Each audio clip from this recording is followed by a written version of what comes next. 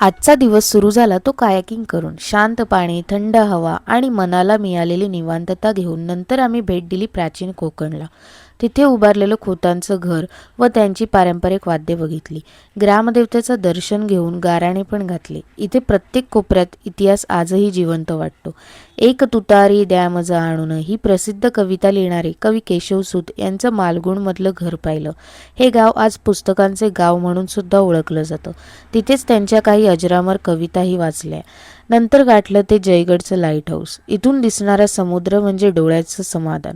समुद्र आणि आकाशाचा सुंदर संगम बघून आम्ही कराटेश्वर मंदिरात गेलो. समुद्राच्या एकदम जवळ असणाऱ्या या महादेवाच्या मंदिरात मन अगदी प्रसन्न होते. पुढे जयगड किल्ला बघण्यासाठी गेलो. वरून दिसणारा निळाशार समुद्र मनाला एकदम शांत करून जातो. दिवसाचा शेवट हा जयगडच्या जयविनायक मंदिरात बाप्पाच्या दर्शनाने झाला. आजचा दिवस हा निसर्ग, इतिहास आणि शांततेसाठी होता.